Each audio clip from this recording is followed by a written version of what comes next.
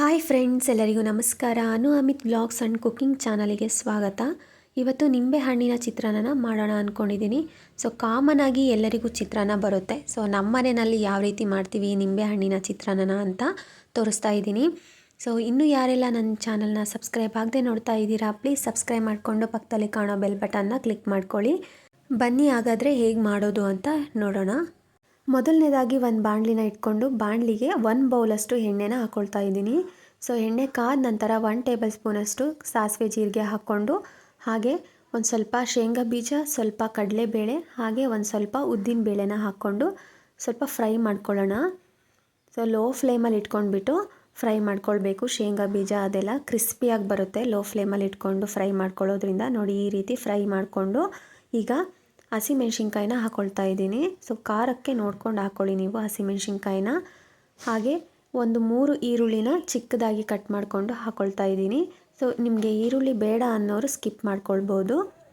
ಈರುಳ್ಳಿ ಹಾಕಿದ್ರೇ ಚೆನ್ನಾಗಿರುತ್ತೆ. ತಿನ್ಬೇಕಾದ್ರೆ ಫ್ಲೇವರ್ ಕೂಡ ತುಂಬಾ ಚೆನ್ನಾಗಿರುತ್ತೆ ಈರುಳ್ಳಿ ಹಾಕೋದ್ರಿಂದ. ಈಗ ಸ್ವಲ್ಪ ಈರುಳ್ಳಿ ಎಲ್ಲ ಫ್ರೈ ಆದಮೇಲೆ ಹಸಿ ಕರಿಬೇವನ್ನ ಹಾಕ್ಕೊಳ್ತಾ ಇದ್ದೀನಿ. ಒಂದೆರಡು ನಿಮಿಷ ಚೆನ್ನಾಗಿ ಫ್ರೈ ಮಾಡ್ಕೊಳ್ಳೋಣ. ಈರುಳ್ಳಿ ಎಲ್ಲ ಸ್ವಲ್ಪ ಫ್ರೈ ಆಗಬೇಕು. ಈರುಳ್ಳಿ ಚೆನ್ನಾಗಿ ಫ್ರೈ ಆದರೆ ತುಂಬ ಚೆನ್ನಾಗಿರುತ್ತೆ. ಈಗ ನೋಡಿ, ಈರುಳ್ಳಿ ಎಲ್ಲ ಸ್ವಲ್ಪ ಫ್ರೈ ಆಗಿದೆ.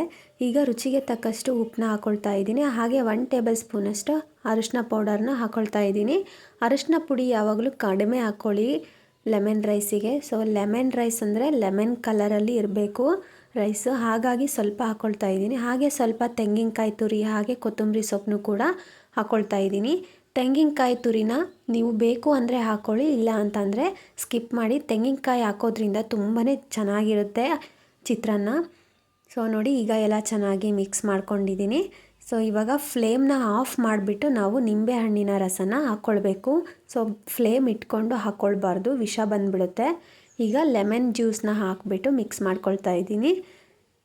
ಒಂದು 2 ಲೆಮನ್ನ ಹಿಂಡ್ಕೊಂಡು ಇಟ್ಕೊಂಡಿದ್ದೆ, ಜ್ಯೂಸ್ ತಗೊಂಡು ಅದನ್ನು ಹಾಕ್ಕೊಳ್ತಾ ಇದ್ದೀನಿ. ಈಗ ನಾನು ಮುಂಚೆನೇ ರೈಸ್ನ ಮಾಡಿ ಇಟ್ಕೊಂಡಿದ್ದೆ.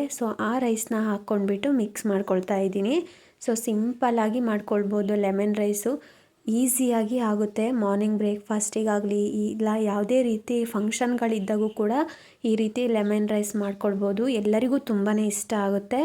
ನೋಡಿ, ಅನ್ನ ಎಲ್ಲ ಚೆನ್ನಾಗಿ ಮಿಕ್ಸ್ ಮಾಡ್ಕೊಂಡಿದ್ದೀನಿ. ಈಗ ಪ್ಲೇಟಿಗೆ ಸರ್ವ್ ಮಾಡ್ಕೊಳ್ಳೋಣ. ತುಂಬಾ ಚೆನ್ನಾಗಿರುತ್ತೆ. ಇವತ್ತಿನ ಲೆಮನ್ ರೈಸು ನಮ್ಮನೆ ಶೈಲಿಯಲ್ಲಿ ಯಾವ ರೀತಿ ಮಾಡ್ತೀವಿ ಅಂತ ತೋರಿಸಿದ್ದೀನಿ. ಇನ್ನೂ ಈಸಿ ರೆಸಿಪಿಗಳಿಗಾಗಿ ನನ್ನ ಚಾನಲನ್ನು ಸಬ್ಸ್ಕ್ರೈಬ್ ಮಾಡ್ಕೊಳ್ಳಿ. ಹಾಗೆ ಪಕ್ಕದಲ್ಲಿ ಕಾಣೋ ಬೆಲ್ ಬಟನ್ನ ಕ್ಲಿಕ್ ಮಾಡ್ಕೊಳ್ಳಿ.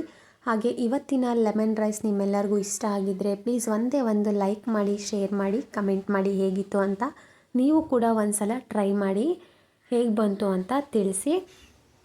ಈ ವಿಡಿಯೋನ ಕೊನೆವರೆಗೂ ನೋಡಿದ್ದಕ್ಕೆ ನಿಮ್ಮೆಲ್ಲರಿಗೂ ಧನ್ಯವಾದಗಳು. Thank you for watching.